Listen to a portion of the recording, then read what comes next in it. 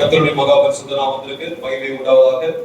கடந்த நாள் முழுவதுமாக கடைப்பிடி போல பாதுகாத்தார், சுகபலன் ஜீவன் தந்தார். அதற்காக கர்த்தருக்கு நன்றி செலுத்துகிறேன். போக்கிற மரத்திலும் அவருடைய கிருபை கூட இருந்தது. அதற்காக கர்த்தருக்கு நன்றி செலுத்துகிறேன்.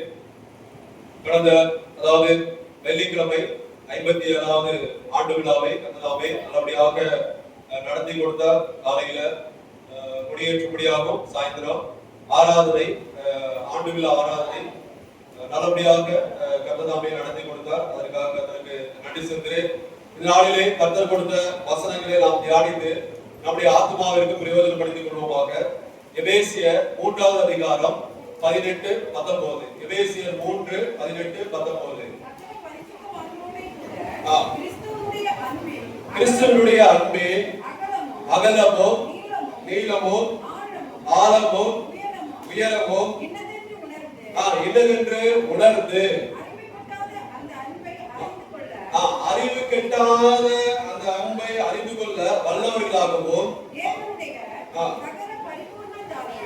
தேவனுடைய சகல பரிபூரணத்தாலும் நிறையப்படவும் அவர் தமது மகிமையுடைய ஐஸ்வர்யத்தின்படியே உங்களுக்கு அனுக்கிரகம் பண்ண வேண்டும் என்று வேண்டிக் கொள்கிறேன். பாருங்க, ஹல்லேலூயா.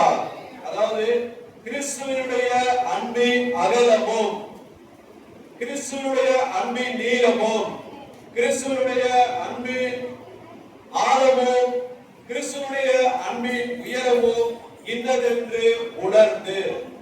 அருமையான தேவனுடைய பிள்ளைகளே, கிறிஸ்துவின் அன்பு என்பது அதாவது அகலத்தை போன்ற அது ஒரு நிபந்தனையற்றதாக இருக்கிறது. கிறிஸ்துவின் அன்பு என்பது அவர்கள் நீளத்தை போல அது தியாகமானது. கிறிஸ்துவின் அன்பு உயரத்தை போல அது உறுதியானது. கிறிஸ்துவின் அன்பு ஆபத்தை போல அது ஒருபோதும் மாறாதது. நாம் கிறிஸ்துவின் அன்பை முழுமையாக அறிந்து கொள்ள வேண்டும். இந்த நாட்கள்ல நாம் அநேக ரட்சிக்கப்பட்ட தேவனுடைய பிள்ளைகளாக இருக்கிறோம். வசனத்தை கேட்கிறோம், ஜெபம் பண்ணுகிறோம், அநேக நாட்களாக விசுவாசிகளாக காணப்படுகிறோம். ஆனால் நாம் கிறிஸ்துவின் அன்பை முழுமையாக அறிந்திருக்கிறோமா என்று சற்று சிந்திக்க வேண்டும். இந்த நாட்களில் நாம் கிறிஸ்துவின் அன்பை முழுமையாக அறிந்து கொள்ள வேண்டும். ஏனென்றால் கிறிஸ்துவனுடைய அன்பு எப்படிப்பட்டதாக இருக்குது என்றால், மனிதனுடைய அதாவது அறிவுக்கு அப்பாற்பட்டதாக கிறிஸ்துவின் அன்பு இருக்கிறது. அதை அறிந்து கொள்ள நம்மால முடியவே முடியாது என்று வேதம் சொல்லுகிறது. அந்த அளவுக்கு கிறிஸ்துவின் அன்பு நம்முடைய அறிவுக்கு அப்பாற்பட்டதாக இருக்கிறது. அப்படி என்றால் கிறிஸ்துவின் அன்பை யார் அறிந்து கொள்ள முடியும்? அப்ப நம்ம கிறிஸ்துவின் அன்பை அறிந்து கொள்ள வேண்டும் என்றால் நாம் எப்படி இருக்க வேண்டும்? வல்லவர்களாக இருக்க வேண்டும். அறிவிக்கட்டாத அந்த அன்பை அறிந்து கொள்ள வல்லவர்களாகவும். பாருங்க, சாதாரண விசுவாசியா இருக்க கூடாது. இப்ப நம்ம ஸ்கூல்ல எல்லாம் சொல்லுவாங்க, அவன் ஒரு ஜீனியஸ் அப்படின்னு. அப்படி என்றால் மற்றவர்களை காட்டிலும் ஒரு படி மேல. அப்ப ஜீனியஸ் அல்லது பயங்கர எக்ஸ்பர்ட். இப்ப நான் ஆபீஸ்ல வேலைன்னா கோடிங்ல பயங்கர எக்ஸ்பர்ட் அப்படின்னு. எக்ஸ்பர்ட் மற்றவர்களை காட்டிலும் ஒரு படி மேல. அவர்கள் தான் வல்லவர்கள். அவர்கள் அப்படிப்பட்டவர்களாக நாம் மாற வேண்டும். கிறிஸ்துவின் அன்பை அறிந்து கொள்ள வேண்டும் என்றால் நாம் வல்லவர்களாக மாற வேண்டும். பாருங்க, கிறிஸ்துவின் அன்பு எப்படிப்பட்டதா பாருங்க. நீங்க எல்லாரும் கடற்கரையில போயிட்டு இருப்பீங்க. அந்த ஓரத்துல, அதாவது கடற்கரைக்கு முன்னாடி நின்று நம்ம அந்த கடற்கரை பார்த்தோம்னா அதனுடைய எண்டு வந்து யாருமே தெரியாது. இங்க இருந்து பார்க்கும்போது அதோட கடைசி அது எது எங்க முடியுது அப்படி என்று யாருமே தெரியாது. அது போலதான் பாருங்க, கிறிஸ்துவின் அன்பானது அது அளவிட முடியாதது, அது முடிவில்லாதது, அது மாறாததாக இருக்கிறது. கிறிஸ்து நம்மை எவ்வளவாக நேசிக்கிறார் என்று நமக்கு தெரியுமா? அதாவது கிறிஸ்துவானவர் நம்மை எவ்வளவாக நேசிக்கிறார் அப்படின்னு நமக்கு தெரியுமா? பாருங்க, நம்முடைய வாழ்க்கை எப்படி மாறி இருக்கிறது. நம்ம முன்பு எப்படி இருந்தோம், இப்ப இப்பொழுது எப்படி இருக்கிறோம், நம்முடைய வாழ்க்கை எப்படி மாறி இருக்கிறது என்பதன் மூலம் கிறிஸ்துவானவர் எந்த அளவுக்கு நம்மை நேசிக்கிறார் என்பதை நாம் அறிந்து கொள்ள முடியும். ஹalleluya! நீ எல்லாரும் அறிந்து கொள்ள முடியும். நம்முடைய வாழ்க்கை முன்பு எப்படி இருந்தது, இப்பொழுது எப்படி இருக்கிறது, அதிலிருந்து நாம கிறிஸ்துவின் அன்பை அறிந்து கொள்ள முடியும். இந்த நாட்கள்ல கிறிஸ்துவின் அன்பை குறித்து அதிகமாக நாம் இந்த நாட்கள்ல தியானிப்போம். கிறிஸ்துவின் அன்பு முதல் காரியம் பாருங்க, கிறிஸ்துவின் அன்பின் அகலம். அதனுடைய அகலத்தை குறித்து நாம பார்ப்போம். கிறிஸ்துவின் அது என்ன அகலம், நீளம், உயரம், ஆழம், அது என்ன அப்படின்னா என்ன மெஷர்மென்ட் போட்டிருக்காங்க. இப்ப நமக்கு தெரியும் இந்த பில்டிங்கோட நீளம் எவ்வளவு தெரியும், அகலம் எவ்வளவு தெரியும், உயரம் எவ்வளவு தெரியும், எவ்வளவு கீழே பவுண்டேஷன் போட்டிருக்காங்கன்னு பில்டிங் கட்டினவங்களுக்கு தெரியும். இப்ப நமக்கு தெரியும் இதனோட நீளம் நம்ம எடுத்து அளந்துடலாம். ஆனா கிறிஸ்துவின் அன்பினுடைய அகலத்தை நாம அளக்க முடியுமா? அப்படின்னா என்ன கிறிஸ்துவின் அன்பின் அகலம் அப்படி என்று அப்போஸ்தலர் பவுல் எழுதி வைத்திருக்கிறார். அப்படி என்றால் அது என்ன? அதை குறித்து கிறிஸ்துவின் அன்பின் அகலத்தை குறித்து நாம முதலாவதாக தியானிப்போம். ரோமர் 5வது அதிகாரம் 8வது வசனம். ரோமர் 5:8. நாம் பாவிகளாய் இருக்கையில் கிறிஸ்து நமக்காக மரித்ததினாலே தேவன் நம்மேல் வைத்த தமது அன்பை விளங்க பண்ணுகிறார். நாம் பாவிகளாய் இருக்கையில் முதல் காரியம் கிறிஸ்துவின் அன்பின் அகலம். கிறிஸ்துவின் அன்பு என்று சொல்ல அது நிபந்தனையற்றது. அவருடைய அன்பு பாருங்க அனைவருக்கும் சமமானது. அவருடைய அன்பு ஜாதியை பார்த்தோ அல்லது பணத்தை பார்த்தோ அல்லது படிப்பை பார்த்தோ கிறிஸ்து ஒருபோது அன்பு கூற மாட்டார். கிறிஸ்துவானவர் பாருங்க, நீ என்ன ஜாதி, நீ உயர்ந்த ஜாதி, அந்த அம்மா உயர்ந்த ஜாதி, இல்ல அந்த அம்மா அப்படி என்று அல்லது விசுவாசிகள் யாராவது உயர்ந்த ஜாதி தாழ்ந்த ஜாதி அப்படி என்று மனிதர்கள் எல்லாம் பார்க்கலாம், நாம பார்க்கலாம், ரட்சிக்கப்பட்ட மனிதர்கள் பார்க்கலாம், பார்த்து நாம அன்பு கூறலாம். அவரிடத்துல பணம் இருக்கா இல்லையா அதை பார்த்து நாம அன்பு கூறலாம். அவர்கள் படித்தவர்களா ஏழைகளா என்று பார்த்து நாம அன்பு கூறலாம். ஆனால் கிறிஸ்துவின் அன்பின் அகலம் இதை எதையுமே பார்க்க நம்முடைய ஜாதியையோ நம்முடைய பணத்தையோ நம்முடைய படிப்பையோ பார்த்து கிறிஸ்துவானவர் ஒருபோதும் அன்பு கூற மாட்டார். அருமையான தேவனுடைய பிள்ளைகளே, மனிதர்கள் பார்க்கலாம், கிறிஸ்து ஒருபோதும் நெவர். நாம் பாவிகளாய் இருக்கும்போது கிறிஸ்து நம்மை சிநேகிதர்களாக ஏற்றுக்கொண்டார். அது மாத்திரமல்ல, நமக்காக நம்முடைய ஜீவனையும் கொடுத்தார். இதுதான் கிறிஸ்துவின் அன்பின் அகலம். யோவான் 15வது அதிகாரம் 13வது வசனம். யோவான் 15:13. ஒருவன் தன் சிநேகிதருக்காக தன் ஜீவனை கொடுக்கிற அன்பிலும் அதிகமான அன்பு ஒருவன் தன் சிநேகிதருக்காக தன் ஜீவனை கொடுக்கிற அன்பிலும் அதிகமான அன்பு ஒருவரிடத்திலும் இல்லை. பாருங்க, ஒருவன் தன் சிநேகிதர், நாம் பாவிகளாக இருக்கையில் கிறிஸ்து நமக்காக, கிறிஸ்து நம்மேல் வைத்த அன்பு, அடுத்ததாக கிறிஸ்து நம்மை சிநேகிதர்களாக ஏற்றுக்கொண்டபடியால் தம் ஜீவனையும் அவர் கொடுத்தார். இதுதான் கிறிஸ்துவின் அன்பின் அகலத்தை குறிக்கிறது. பாருங்க, அதுக்கு ஒரு உதாரணம் பாருங்க. பேதுரு, அதாவது 3 முறை பேதுரு இயேசுவை மறுதலித்தார். எல்லாருக்கும் தெரிந்த வசனம் லூக்கா 22:61-62. நீங்க வீட்டுல போய் வாசிச்சு கொள்ளலாம். லூக்கா 22:61-62. கிறிஸ்துவை 3 முறை மறுதலித்த பின்பும் கிறிஸ்து அவரை மறுபடியும் மீட்டெடுத்தார், மறுபடியும் அவரை தூக்கி எடுத்தார். நாம் மனிதர்களா என்றால் என்னாம எப்படி அவனை மறுதலிச்சான் தெரிஞ்சு நண்பர்களா இருந்தா பாருங்க, எங்கேயாவது போகும்போது யாருன்னு தெரியாது அப்படின்னு சொன்னா உடனே நமக்கு எவ்வளவு கோபம் வருது. ஆனால் கிறிஸ்துவனுடைய அன்பின் அகலம் அப்படி கிடையாது. மறுதலித்த பின்பும் அவர் அந்த பேதுருவை தூக்கி எடுத்தார், அவரை மீட்டெடுத்தார். கிறிஸ்துவின் சபையை பார்க்க பெரிய ஒரு பொறுப்பை, கிறிஸ்துவின் சபையை கட்டும்படியாக அவரை நிலைநிறுத்தினார்.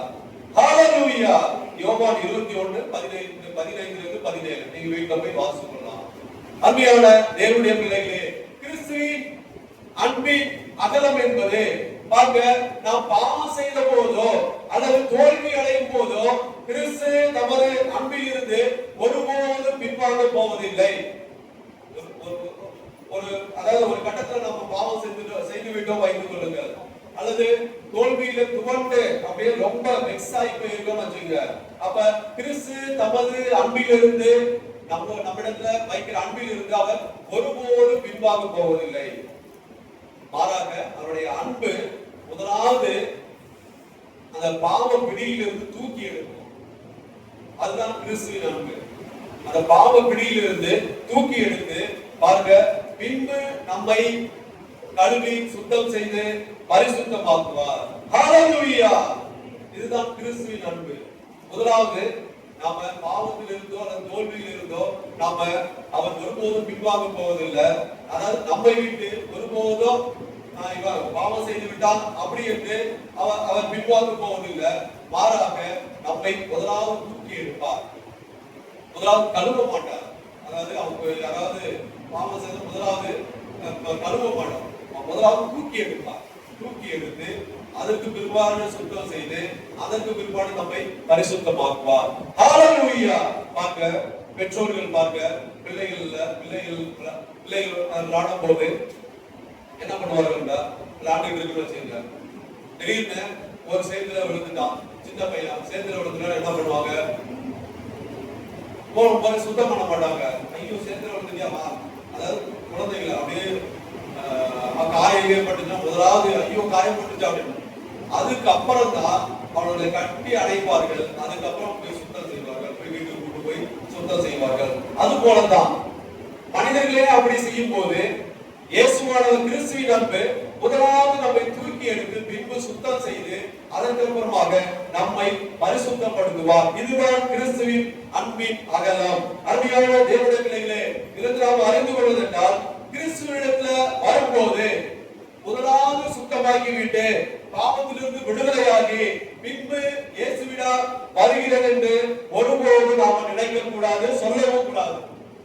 அதாவது நான் பாவத்துல இருக்கேன், என்னோட பாவம்லாம் போகட்டும், நான் சுத்தமானதுக்கு பிற்பாடு நான் கிறிஸ்துவிடத்துல வருகிறேன் அப்படி என்று நாம ஒருபோதும் சொல்லக்கூடாது, நினைக்கவும் கூடாது. நீங்கள் எந்த நிலையில் இருக்கிறீர்களோ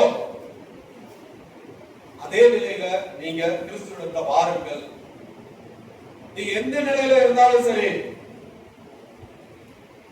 தோல்வியில துவண்டு போயிருந்தாலும் சரி, நீங்க பாவத்துல மூழ்கி இருந்தாலும் சரி, நீங்க அதே நிலையில நீங்க வாருங்கள், கிறிஸ்துவிடத்துல வாருங்கள். கிறிஸ்து உங்களை கட்டி அணைத்து அன்பாய் பேசுவார்.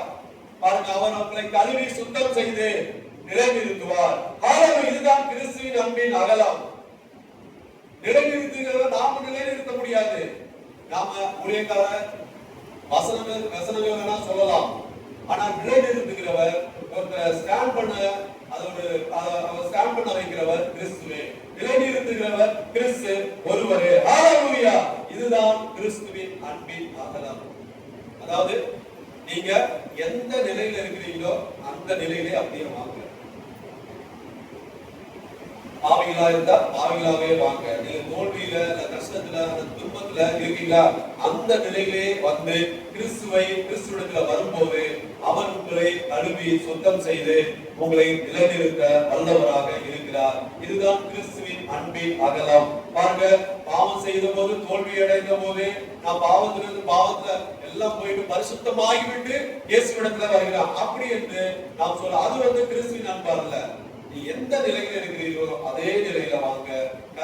இயேசுவானவர் உங்களை கழுவி சுத்தம் செய்வார். இதுதான் கிறிஸ்துவின் அன்பின் அகலம். அன்பியாவுள்ள தேவனுடைய பிள்ளைகளே, இரண்டாவது காரியம் பாருங்க, கிறிஸ்துவின் அன்பின் நீளம். அது என்ன? கிறிஸ்துவின் அன்பின் வெள்ளியில நீளம் நமக்கு அளந்து எடுத்துடலாம். கிறிஸ்துவின் அன்பின் நீளம் அது எப்படி நாம அறிந்து கொள்வது? பாருங்க, எபேசியர் 5வது அதிகாரம் 2வது வசனம். எபேசியர் 5:2. நம்மை தேவனுக்கு சுகந்த வாசனையான காணிக்கையாகவும் பலியாகவும் ஒப்புக்கொடுத்து நம்மை அன்பு கூர்ந்தது போல நீங்களும் அன்பிலே நடந்து கொள்ளுங்கள். பாருங்க, கிறிஸ்து நமக்காக நம்மை தேவனுக்கு சுகந்த வாசனையான காணிக்கையாகவும் பலியாகவும் ஒப்பு கொடுத்து நம்மில் அன்பு கூர்ந்தது போல நீங்களும் அன்பிலே நடந்து கொள்ளுங்கள். பாருங்க, கிறிஸ்துவின் அன்பின் நீளம் அது ஒரு தியாகமானது.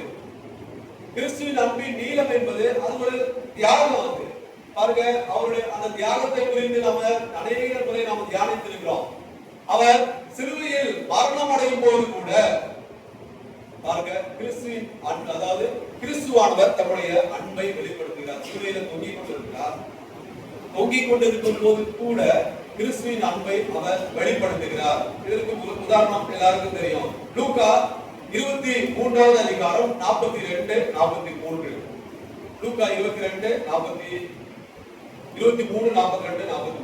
பிதாவே, உமக்கு சித்தமானால் இந்த பாத்திரம் என்னை இல்ல, லூக்கா 23, லூக்கா 23, 42, 43. ஆண்டவரே, நீர் உம்முடைய ராஜ்யத்தில் வரும்போது அடியேனை நினைத்தருளும் என்றார். இயேசு அவனை நோக்கி,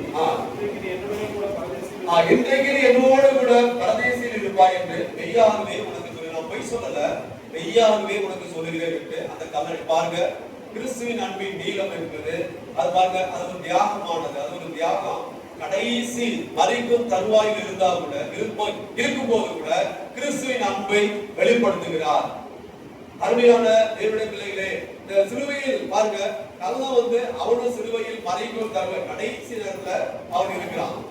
கடைசி மணிக்கு கொஞ்சம் அதுக்கப்புறம் அவ்வளவுதான், அவனுக்கு ரட்சிப்பும் கிடையாது. சாரி, அவனுக்கு மறுபடியும் அந்த சிலுவையை இறங்குவதற்கு இதை யாராவது காப்பாற்றுவார்களா அப்படி அந்த ஒரு சந்தர்ப்பமே இல்ல.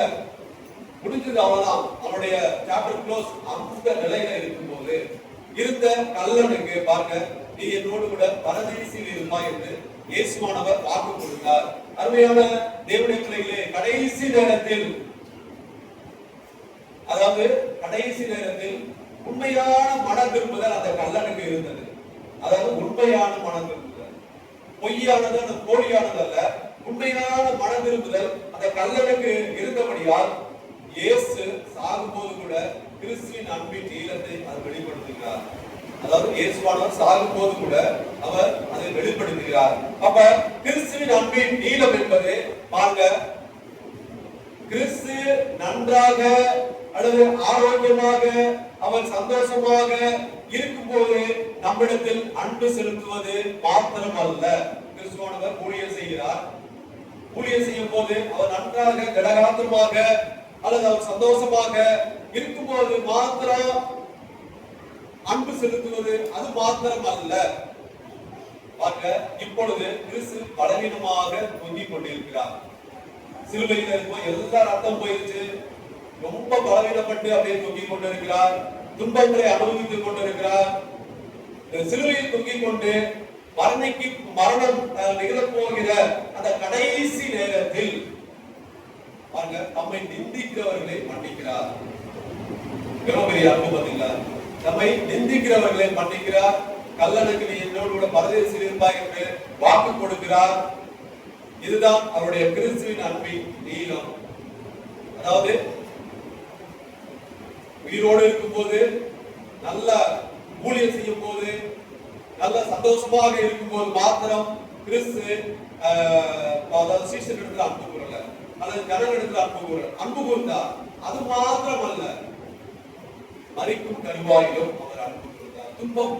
துன்பப்பட்ட நேரத்திலும் கடைசி நொடி பொழுதிலும் அவர் எல்லாரிடத்திலும் மன்னித்தார், அன்பு கூர்ந்தார்.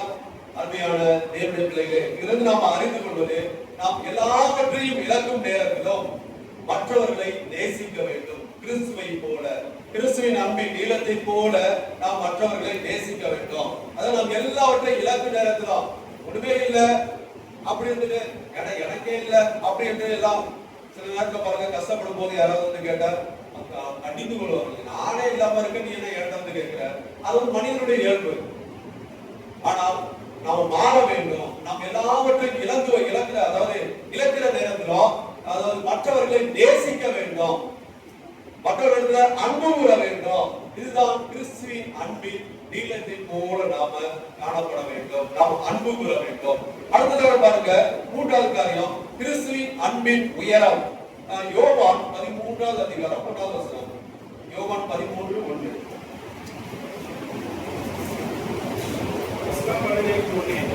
இயேசு உலகத்திற்கு பிதாவினிடத்தில் போகும்படியான நம்முடைய வேலை வந்ததென்று அறிந்து நாம் இவ்வுலகத்தில் இருக்கிற தம்முடையவர்களிடத்தில் அன்பு வைத்தபடியே முடிவு பரியந்தமும் அவர்களிடத்தில் அன்பு வைத்தார். பாருங்க, கிறிஸ்துவின் அன்பின் பாருங்க உயரம் அது என்னன்னா, அது உறுதியானது. கிறிஸ்துவின் அன்பின் உயரம் அது உறுதியானது. அதாவது முடிவு பரியந்தம் அது உறுதியானது, அது அசைக்க முடியாதது, அது நிலையானது. கிறிஸ்துவின் அன்பின் உயரம் அதாவது அது அசைக்க முடியாதது, நிலையானது, அது உண்மையானது. பாருங்க, அதுல ஒரு துளி கூட பொய்யோ அல்லது மாயமற்றதாக இருக்கவே இருக்காது. கிறிஸ்துவின் அன்பு அப்படிதான். ஒரு துளி கூட அதுல பொய் இருக்காது, அதாவது மாயமற்றதாக ஒருபோதும் இருக்காது. பாருங்க, இந்த உலகத்துல வந்தபோது சீசரிடத்துல காட்டின அன்புல முடிவு வரையிருந்தோம், கடைசி வரை உறுதியாக இருந்தது. அப்படிதான் எழுதப்பட்டிருக்கிறது. அதாவது உலகத்தில் இருக்கிற தம்முடையவர்களிடத்தில் அன்பு வைத்தபடியே முடிவு பரியந்தம். ஆரம்பத்துல சீசரிடத்துல அதாவது அழைத்து அவரிடத்துல அன்பு வைத்தபடியே அந்த அன்பு முடிவு பரியந்தம் தொடர்ந்தது. அது உறுதியாக இருந்தது. அவரிடத்துல வைத்த அன்பு உறுதியாக இருந்தது, அது அசைக்க முடியாததாக இருந்தது. சீஷர்கள் எவ்வளவோ அவருடைய வார்த்தைக்கு கீழ்ப்படியாம இருந்தாங்க. ஆனால் அது முடிவு பரியந்தம் என் வார்த்தைக்கு கீழ்ப்படியல, அதனால இப்போ அப்படி என்று அவர் சொல்லல. ஆனால் அவரிடத்துல கடைசி வரை அசைக்க முடியாத அன்பு வைத்தார், உண்மையான அன்பு வைத்தார். இதற்கு பாருங்க, ஒரு உதாரணம் பாருங்க. லூக்கா 8:2. லூக்கா 8:2. கிறிஸ்துவின் அன்பின் உயரத்திற்கு அவர் பொல்லாத ஆவிகளையும் வியாதிகளையும் நீக்கி குணமாக்கின சில ஸ்திரீகளும் 7 பிசாசுகள் நீக்கின மகதலேனாள் என்னப்பட்ட மரியாள். பாருங்க, 7 பிசாசுகளை துரத்தின மகதலேனா மரியாள். பாருங்க, இயேசு ஊழியம் செய்கிற காலத்திலும் அந்த மகதலேனா மரியாளை நேசித்தார். அவர் பாவியாக இருக்கிறார் அப்படி என்று, பிசாசு பிடித்தவராக இருக்கிறார் அப்படி என்று அவர் நேசிக்காம இல்ல. ஊழியம் செய்கிற காலத்திலும் நேசித்தார். சிலுவையில் தொங்கிக் கொண்டிருந்த நேரத்திலும் அந்த மகதலேனை வரும்போது அப்பயும் அவர் இயேசுவானவர் நேசிக்கிறார். பாருங்க, உயிர்த்தெழுந்த பின்பும், அதாவது சிலுவையில் தொங்கிக் கொண்டிருக்கிற நேரத்தில் யோவான் 19:25 எழுதப்பட்டிருக்கு. அடுத்ததாக அந்த இடத்துல மகதலேனா மரியாள் இருந்தார். உயிர்த்தெழுந்த பின்பும் யோவான் 20:16 எழுதப்பட்டிருக்கு. அந்த உயிர்த்தெழுந்த பின்பும் இயேசு அவரை கடைசி முடிவு பரியந்தம் இயேசுவுடைய அன்பு உறுதியாக இருந்தது. அருமையான தேவனுடைய பிள்ளைகளே, அதுல எந்த சூழ்நிலையிலும் நாம எந்த சூழ்நிலையிலும் எப்படி இருந்தாலும் அவருடைய அன்பு உறுதியாக இருந்தது. அவருடைய அன்பு பாருங்க, அதாவது உண்மையுள்ளதாக இருந்தது. அத ஒரு துளி கூட அத கலப்படம் இல்லை. நாம பார்த்தா சொல்றோம் அப்படிம்போம், ஆனா பின்னாடி போயிட்டு வேற கிடையாது அப்படி மனிதர்கள் வேணா சொல்லலாம். பார்க்கும்போது சூத்திரம் சொல்லுவோம், ஆனால் பின்னாடி போகும்போது பின்னாடி வந்துட்டு போறோம் அப்படிம்பாங்க. அப்படி கிடையாது. ஆனா இயேசுவிடத்துல அப்படி இல்லை. அவர் பிசாசு பிடித்த நேரத்திலும் அந்த மகதலேனா மரியாளை சிநேகித்தார். தொங்கிக் கொண்டிருந்த நேரத்திலும், சிலுவையில தொங்கிக் கொண்டிருந்த நேரத்திலும் அந்த சிநேகம், அதாவது அன்பு வைத்தார். உயிர்த்தெழுந்த பின்பும் அவர் அப்படியே கலரை நிற்கிறார். நிற்கும் போது அதாவது அவருடைய அழுகையின் கண்ணீரை பார்த்து மரியாதை என்று கூப்பிடுகிறார், அருமையான தேவனுடைய பிள்ளைகளே. அப்ப கிறிஸ்துவின் அன்பின் உயரம் என்பது பாருங்க, நாம் சோதனைகள், அதாவது துன்பங்கள், கண்ணீர்களிலிருந்து நம்மை விடுதலையாக்கும். நம்முடைய கிறிஸ்துவின் அன்பின் உயரம் என்பது நம்முடைய சோதனைகள், துக்கங்கள், கண்ணீர்கள், நாம் எந்த, அதாவது நம்மளுக்கு எவ்வளவு பிசாசு அதாவது பிடித்திருந்தாலும் அந்த நேரத்திலும் நம்மை இயேசுவின் அன்பு விடுதலையாக்கும். ஹalleluya. அதுதான் கிறிஸ்துவின் அன்பின் உயரம். பாருங்க, நாம இதிலிருந்து நாம அறிந்து கொள்வது என்றால், அதாவது சூழ்நிலைகள் மாறினாலும், எந்த சூழ்நிலையிலும் மாறலாம், எந்த சூழ்நிலையிலும் தேவன் கொடுத்த வாக்குத்தத்தத்துல நாம உறுதியாக இருக்க வேண்டும். இயேசுவை போல, கிறிஸ்துவின் அன்பை போல, கிறிஸ்துவின் அன்பின் உயரத்தை போல நாம எப்பொழுதும் உறுதியாக, எந்த சூழ்நிலைகள் மாறினாலும், எப்படி வந்தாலும், இன்னைக்கு நம்மகிட்ட பணம் இருக்கும், சில நாட்கள்ல பணம் இல்லாமல் இருக்கும். எந்த சூழ்நிலையிலும் கிறிஸ்துவானவர் ஆரம்பத்தில் எப்படி இருந்தாலும் முடிவு வரைக்கும் அவர் அன்பு கூர்ந்தார். அதுபோல நாமும் எந்த சூழ்நிலைகள் மாறலாம். அவர் ஊழியர் செய்யும் போது அவரிடத்துல அவர் அன்பு எல்லாருடைய அன்பு வைத்தார். சிலுவையில் தூங்கும் போது கூட அன்பு வைத்தார். அன்பு மாறாததாக இருந்தது. அதுபோல சூழ்நிலைகள் மாறினாலும், எந்த சூழ்நிலையிலும் பாருங்க, தேவன் நமக்கு கொடுத்த வாக்குத்தத்தத்துல நாம உறுதியாக இருக்க வேண்டும். அநேக வாக்குத்தத்தங்கள் கொடுத்திருக்கிறார். அந்த வாக்குத்தத்தத்தை பிடித்துக் கொண்டு உறுதியாக இருக்க வேண்டும். இதுதான் கிறிஸ்துவின் அன்பின் உயரம். அடுத்ததாக பாருங்க, கிறிஸ்துவின் அன்பின் ஆழம் அப்படின்னா என்ன பாருங்க. உயரத்திற்கு ஆழத்திற்கு என்ன வித்தியாசம்? உயரம் என்ன, ஆழம் என்ன? ரெண்டும் ஒண்ணுதான். அதாவது சி லெவலுக்கு மேல இருக்கிறது உயரம், சி லெவலுக்கு கீழே போறது எல்லாமே ஆழம். நம்ம ஆழத்தையும் சொல்லுகிறார். அதாவது அகலம், நீளம், உயரம் மாத்திரமல்ல, ஆழத்தையும், அவருடைய அன்பின் ஆழத்தையும் பவுல் அப்போஸ்தலர் மென்ஷன் பண்ணுகிறார். பாருங்க, அந்த ஆழம் கிறிஸ்துவின் அன்பு மாறாதது.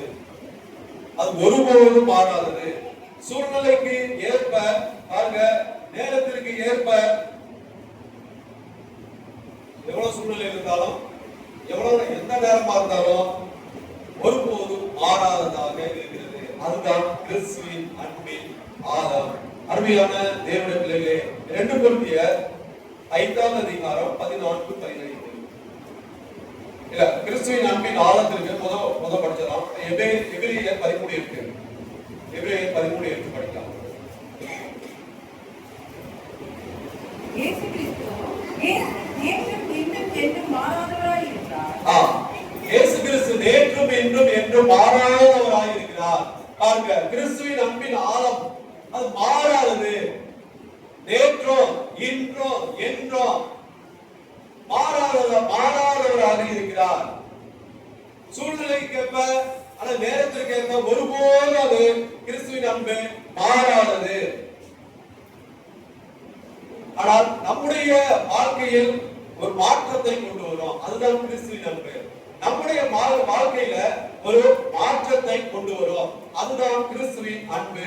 2 கொரிந்தியர் 5:14-15. 2 கொரிந்தியர் 5:14-15. கிறிஸ்துவுடைய அன்பு எங்களை நெருக்கி ஏற்றுகிறது. ஏனென்றால் எல்லாருக்காகவும் ஒருவரே மரித்திருக்க, எல்லாரும் மரித்தார்கள் என்றும், பிழைத்திருக்கிறவர்கள் இனி தங்களுக்கென்று பிழைக்கிறாமல் தங்களுக்காக மரித்து எழுந்தவர் என்று பிழைத்திருக்கும்படி அவர் எல்லாருக்காகவும் மரித்தார் என்று நிதானிக்கிறோம். பாருங்க, எங்களை கிறிஸ்துவின் அன்பு எங்களை நெருக்கி ஏவுகிறது. பாருங்க, ஏனென்றால் கிறிஸ்துவின் அன்பு நம்மை நெருக்கி ஏவுகிறபடியால். எப்படி நெருக்கி ஏவுகிறது என்றால் பாருங்க, அவருக்காகவே வாழ வேண்டும். நமக்காக வாழக்கூடாது, அவருக்காகவே வாழ வேண்டும். ஒரு மாற்றத்தை கொண்டு வரும். கிறிஸ்துவின் அன்பு நம்முடைய வாழ்க்கையில ஒரு மாற்றத்தை கொண்டு வரும். அவருடைய அன்பு மாறாதது, ஆனால் நம்முடைய வாழ்க்கையில ஒரு மாற்றத்தை கொண்டு வரும். அதாவது 15ல பிழைத்திருக்கிறவர்கள் தங்களுக்கென்று பிழைத்திராமல் மாம்சத்தின்படி, அதாவது தங்களுக்காக மரித்து எழுந்தவர்களுக்கு பிழைத்திருக்கும்படி. பாருங்க, இனி அவருக்காக நாம வாழ வேண்டும், நமக்காக வாழக்கூடாது. அப்படி என்று ஒரு மாற்றத்தை நம்முடைய வாழ்க்கையில கொண்டு வரும். அதுதான் கிறிஸ்துவின் அன்பின் ஆழம். அதற்கு ஒரு உதாரணம் பாருங்க. லூக்கா 19:3-4. லூக்கா 19. இயேசு எப்படி வருவாரோ என்று அவரை பார்க்க வகை தேடினார். அவன் குள்ளனானபடியினால் அவர் போகும் வழியில் முன்னாக ஓடி அவரை பார்க்கும்படி ஒரு காட்டத்தி மரத்தில் ஏறினார். 8 சகேயு நின்று கர்த்தரை நோக்கி, ஆண்டவரே, என் ஆஸ்திகளில் பாதியை பாருங்க, என் ஆஸ்தியில் பாதியை ஏழைகளுக்கு கொடுக்கிறேன். நான் ஒருவனிடத்தில் எதையாகிலும் அநியாயமாய் வாங்கினது உண்டானால் நாளத்தனையாக திரும்ப செலுத்த. பாருங்க, சகேயுடைய வாழ்க்கையில ஒரு மாற்றம் உண்டானது. கிறிஸ்துவின் அன்பின் ஆழம் நம்முடைய வாழ்க்கையில ஒரு மாற்றத்தை உண்டாக்கும். சகேயுடைய வாழ்க்கையில ஒரு மாற்றம் உண்டானது. பாருங்க, இயேசு சகேயுவை சந்திப்பதற்கு முன்பாக ஒரு பேராசையுள்ள மனிதனாக இருந்தார். அதாவது எப்படின்னா, அது எப்படி என்றால், தனக்காகவே ஆசையை சேர்த்து வைக்கிறவனாக காணப்பட்டார். அதாவது இயேசுவை சந்திப்பதற்கு முன்பாக, இயேசு அல்லது இப்படி கூட இயேசு சகேயுவை சந்திப்பதற்கு முன்பாக ஒரு பேராசை, அதாவது தனக்காக சேர்த்து வைக்கிறவர்கள் தனக்கு மாத்திரம், அது பேராசை தான். அது அப்படிதான். பாருங்க, அந்த இடத்துல என் ஆசையை பாருங்க, அப்ப ஆசை உள்ளவனாக காணப்பட்டான். நிறைய ஆசை வந்திருக்கான், தனக்காகவே சேர்த்து வைத்துக் கொண்டு இருந்தான். அப்ப அதாவது ஒரு பேராசை, ஒரு தனக்காகவே ஆசையை சேர்த்து கொண்டு வைத்திருக்கிற ஒரு மனிதனாக காணப்பட்டான். இயேசு சகேயுவை சந்தித்த பிற்பாடு தனது ஆசையை ஏழைகளுக்கு, அந்த பேராசை அவனுக்கு போய்விட்டது. எனக்காகவே சேர்த்து வைக்கணும், அந்த பேராசை போய் என் ஆசையை ஏழைகளுக்கு கொடுக்கிறேன், பாதியை ஏழைகளுக்கு கொடுக்கிறேன், உதவி செய்கிற தாராள ஒரு மனப்பான்மை சகேயுவுக்கு வந்தது, ஒரு மாற்றத்தை உண்டாக்கிறது. அதுதான் கிறிஸ்துவின் அன்பின் ஆழம். நம்முடைய வாழ்க்கையில ஒரு மாற்றத்தை உண்டாக்க வேண்டும். அருமையான தேவனுடைய பிள்ளைகளே, கிறிஸ்துவின் அன்பு சகேயுடைய வாழ்க்கையில ஒரு மாற்றத்தை உண்டாக்கினது போல நம்முடைய வாழ்க்கையில ஒரு மாற்றத்தை உண்டாக்க வேண்டும். கிறிஸ்துவின் அன்பின் ஆழம் என்பது எப்பொழுது என்றால், இயேசுவை உண்மையாக தேடும் போது நம்மில் ஒரு மாற்றம் கண்டிப்பாக நிகழும். நாம உண்மையாக தேட வேண்டும். சும்மா, அதாவது பேருக்கு நாம தேடக்கூடாது, அல்லது ஏதாவது நம்ம இயேசுவிடத்துல போனா ஏதாவது கிடைக்கும் அப்படி என்று அந்த உண்மையில்லாத ஒரு மனதோடு தேடக்கூடாது. அப்ப ஒருபோதும் நமக்கு கிடைக்காது. சகேயு உண்மையாக இயேசுவை தேடி, இயேசுவை எப்பயாவது பார்க்க வேண்டும். எப்பயாவது அது தேடி ஓடி மேல போய் அத்திமரத்துல, அதாவது காட்டத்தி மரத்துல ஏறி இயேசுவை பார்க்கிற உண்மையாக. அப்ப இயேசுவை உண்மையாக தேடும் போது நம்மில் ஒரு மாற்றம் கண்டிப்பாக நிகழும். சகேயுவுக்கு நிகழ்ந்தது போல. அருமையான தேவனுடைய பிள்ளைகளே, இதிலிருந்து நாம அறிந்து கொள்வது என்றால், நம்முடைய வாழ்க்கை மாறவில்லை என்றால், அதாவது ரட்சிக்கப்பட்ட நாளில் இருந்தது போலவே, அல்லது எப்பொழுது எல்லாரும் இருக்கிறது போலவே நம்முடைய வாழ்க்கை மாறவில்லை என்றால், நாம் கிறிஸ்துவின் அன்பை உண்மையாக இன்னும் புரிந்து கொள்ளவில்லை, இன்னும் அறிந்து கொள்ளவில்லை என்றுதான் அர்த்தம். உங்களுடைய வாழ்க்கையில எதுவுமே மாறல, அப்படியேதான் இருக்கு. நான் இயேசுவை ஏற்றுக்கொண்ட நிலையில எப்படி இருந்தோனோ அப்படியே தான் இருக்கு. ஒரு மாற்றத்தை என்னால காண முடியல அப்படி என்று நீங்கள் நினைத்தால், நீங்கள் இன்னும் கிறிஸ்துவின் அன்பை உண்மையாக இன்னும் அறிந்து கொள்ளவில்லை, புரிந்து கொள்ளவில்லை என்று அர்த்தம். அருமையான தேவனுடைய பிள்ளைகளே, கண்டிப்பாக உண்மையாக தேடும் போது மாற்றம் நிகழ்ந்தே தீரும். அதுதான் கிறிஸ்துவின் அன்பு. அநேக சொல்வார்கள், ரட்சிக்கப்பட்ட இயேசுவை ஏற்றுக்கொண்டாலும் என்னோட வாழ்க்கையில ஒரு மாற்றமும் இல்ல, நான் எப்படி இருந்தனோ அப்படியே தான் இருக்கிறேன் அப்படி என்று நீங்கள் நினைக்கலாம். அப்படி நினைக்கிறவர்களுக்கு இயேசுவானவருடைய, அதாவது இந்த சகேயுடைய வாழ்க்கை ஒரு உதாரணமாக இருக்கிறது. கண்டிப்பாக ஒரு மாற்றம் நிகழும் உண்மையாக நீங்கள் தேடும் போது. அருமையான தேவனுடைய பிள்ளைகளே, கிறிஸ்துவின் அன்பை நாம பெற்றுக்கொள்ள வேண்டும். கிறிஸ்துவின் அன்பை பெறுங்கள். அன்பிலே பாருங்க, பாதுகாப்பாக கிறிஸ்துவின் அன்பில நாம பாதுகாப்பாக இருக்க வேண்டும். அப்படி இருக்கும்போது கிறிஸ்துவின் அன்பை நாம பிரதிபலிப்பவர்களாக மாற வேண்டும். இதுதான் கிறிஸ்துவின் அன்பு. கிறிஸ்துவின் அன்பை பெற்றுக்கொள்ள வேண்டும். கிறிஸ்துவின் அன்பை பெற்றுக்கொள்ள பிற்பாடு அது பாதுகாப்பாக நாம அதாவது வைத்துக் கொள்ள வேண்டும். கிறிஸ்துவின் அன்பை கிறிஸ்துவனோடு இருக்கிறார் அப்படின்னு ரொம்ப பத்திரமாக கிறிஸ்துவின் அன்பை பாதுகாக்க வேண்டும். அந்த பாதுகாத்த அன்பை பார்க்க பிறருக்கு பிரதிபலிக்க வேண்டும். முதலாவது பெற்றுக்கொள்ள வேண்டும். பெற்றுக்கொண்ட அன்பை பாதுகாக்க வேண்டும். பாதுகாத்த அன்பை நாம மற்றவர்களுக்கு பிரதிபலிக்க வேண்டும். கிறிஸ்துவுடைய வாழ்க்கை இப்படிதான் இருந்தது. ஹalleluya. இந்த நாட்கள்ல நாம எப்படி காணப்படுகிறோம் சற்று நாம சிந்திக்க வேண்டும். பாருங்க, கிறிஸ்துவின் அன்பு பாருங்க அனைவரையும் பாருங்க ஒன்று சேர்க்கும். அனைவரையும் ஒன்று சேர்க்கும். அதுதான் கிறிஸ்துவினுடைய அன்பு. அனைவரையும் ஒன்று சேர்க்கும் அகலமானது. பாருங்க, என்றென்றும் நீடிக்கும் அளவுக்கு நீளமானது.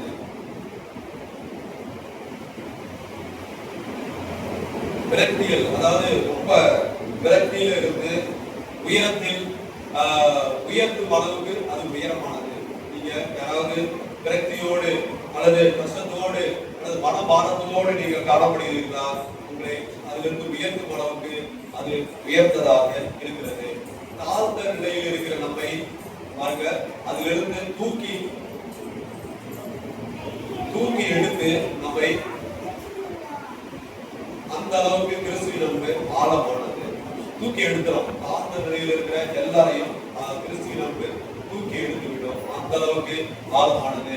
அருமையான தேவனுடைய பிள்ளைகளே, கிறிஸ்துவின் அன்பை இதுவரை நீங்கள் பெறவில்லை என்றால் இன்றே இந்த நாட்களிலே நீங்கள் இந்த அடிப்படையிலே பெற்றுக்கொள்ளுங்கள். பெற்றுக்கொள்ளும் போது, உண்மையாக பெற்றுக்கொள்ளும் போது உங்களுடைய வாழ்க்கையில ஒரு மாற்றத்தை நீங்கள் காண முடியும். இன்னும் இதுவரை கிறிஸ்துவின் அன்பை நீங்கள் பெற்றுக்கொள்ளவில்லையா? இந்த நாட்கள்ல கிறிஸ்துவின் அன்பை பெற்றுக்கொள்ளுங்கள். அதாவது பெற்றுக்கொள்வதற்காக பிரயாசப்படுங்கள். எப்படி பிரயாசம்? வல்லவர்களாக மாற வேண்டும். ஏன்னா அவருடைய அன்பு அறிவுக்கு எட்டாதது, நம்முடைய அறிவுக்கு எட்டாததாக இருக்கிறது. அது பெறுவதற்கு நாம வல்லவர்களாக, அதாவது மற்றவர்களை காட்டிலும் ஒருபடி மேல அவரிடத்துல நாம சேரும் போது கிறிஸ்துவின் அன்பு என்னதான் இருக்காத கிறிஸ்துவின் அன்பில அப்படி என்று நாம அறிந்து கொள்வதற்கு பிரயாசப்பட வேண்டும். அருமையான தேவனுடைய பிள்ளைகளே, கிறிஸ்துவின் அன்பை இந்த நாட்கள்ல பெறவில்லை என்றால் இந்த நாட்கள்ல பெற்றுக்கொள்ளுங்கள். அதாவது கிறிஸ்துவின் அன்பில் பாருங்க குளிர்ந்து போயிருந்தால் பாருங்க நீங்கள் மற்றவர்களுடைய அதாவது அன்பு மற்றவர்களுடைய அன்பு காட்டுங்கள். அவருடைய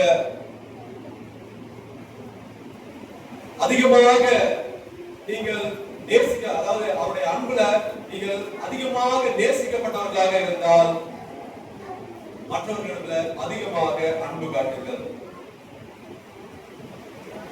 பெறவில்லை என்றால் இந்த நாட்களில் பெற்றுக்கொள்ளுங்கள். நீங்கள் பெற்றுக்கொண்ட அன்பை அதாவது பாதுகாத்துக் கொள்ளுங்கள். நீங்கள் கொஞ்சம் பெற்றுக்கொண்டீங்கன்னா அதுல நீங்கள் வளருங்கள். நீங்கள் பூர்ண அதாவது அதிகமாக நீங்கள் கிறிஸ்துவினால் நேசிக்கப்பட்டவர்களாக இருந்தால் நீங்கள் அதிகமாக மற்றவர்களிடத்தில் அந்த அன்பை காட்டுங்கள், நேசியுங்கள். இதுதான் கிறிஸ்துவின் அன்பு. கிறிஸ்துவின் அன்பு. அன்பான தேவனுடைய பிள்ளைகளே, கிறிஸ்துவின் அன்பின் அகலம், கிறிஸ்துவின் அன்பின் நீளம், கிறிஸ்துவின் அன்பின் உயரம், கிறிஸ்துவின் அன்பின் ஆழம், இதை குறித்து இன்னும் அதிகமாக நீங்கள் வீட்டுல போய் தியானியுங்கள். அது என்ன கிறிஸ்துவின் அன்பின் அகலம், நீளம், உயரம், ஆழம் அப்படி என்று நீங்கள் இந்த வசனங்களை குறித்து நீங்கள் வீட்டுல போய் தியானியுங்கள். கர்த்தர் இன்னும் அதிகமாக உங்களிடத்துல இடைப்படுவார். அதாவது கிறிஸ்துவின் அன்பின் அகலம் முதலாவது சுத்தமாகிவிட்டு பாவத்திலிருந்து விடுதலை ஆகிவிட்டு பின்பு இயேசுவிடத்துல வருவேன் என்று சொல்லாதபடிக்கு நீங்க எந்த நிலையில இருக்கிறீர்களோ அந்த நிலையிலே வாருங்கள். கிறிஸ்து உங்களை கட்டி அணைத்து உங்களுடைய பாவத்தை அதாவது உங்களை கழுவி சுத்தமாக்கி உங்களை பாவத்திலிருந்து தூக்கி எடுத்து பரிசுத்தமாக நிலைநிறுத்த நல்லவராக இருக்கிறார். கிறிஸ்துவின் அன்பின் பாருங்க நீளம், அது என்ன? நாம எல்லாவற்றையும் இழக்கும் நேரத்திலும் மற்றவர்களை நாம நேசிக்க வேண்டும். நாம் எந்த சூழல், அதாவது எல்லாவற்றையும் இழந்து போன நேரத்திலும் நாம நேசிக்க வேண்டும். கிறிஸ்துவின் அன்பின் உயரம் என்பது சூழ்நிலைகள் மாறினாலும் எந்த சூழ்நிலையிலும் தேவன் கொடுத்த வாக்குத்தத்தங்களை நாம் உறுதியாக பற்றிக் கொண்டு உறுதியாக அதிலே நிலைத்திருக்க வேண்டும். கிறிஸ்துவின் அன்பின் ஆழம் என்பது பாருங்க, உண்மையாக நாம தேடும் போது கிறிஸ்து நம்முடைய வாழ்க்கையில ஒரு மாற்றத்தை உண்டாக்குவார். இதுவரை உங்களிடத்தில் ஒரு மாற்றம் இல்லை என்றால் இன்னும் நீங்கள் கிறிஸ்துவின் அன்பை பெற்றுக்கொள்ளவில்லை என்ற அர்த்தம், உண்மையாக பெற்றுக்கொள்ளவில்லை என்ற அர்த்தம். நாட்கள்ல கிறிஸ்துவின் அன்பை பெற்றுக்கொள்ளுங்கள், பெற்றுக்கொண்ட கிறிஸ்துவின் அன்பை பாதுகாப்பாக வைத்துக் கொள்ளுங்கள். மற்றவர்களிடத்துல அந்த பாதுகாப்பான அன்பை மற்றவர்களிடத்துல காட்டுங்கள், தேசியுங்கள். இதுதான் கிறிஸ்துவின் அன்பு. ஹalleluya. நாட்கள்ல கிறிஸ்துவின் அன்பை அறிந்து கொள்ளும்படியாக நம்மை வல்லவர்களாக கர்த்தர் மாற்றுவார். கர்த்தர் அந்த வார்த்தைகளை ஆசீர்வதிப்பாராக. ஆமென். ஹalleluya. சொந்தம் சொந்தம் சொந்தம் சொந்தம் சொந்தம் சொந்தம் சொந்தம் சொந்தம் சொந்தம் சொந்தம் சொந்தம் சொந்தம் சொந்தம் சொந்தம் சொந்தம் சொந்தம். ஹalleluya. ஹalleluya. ஹalleluya. இயேசுவே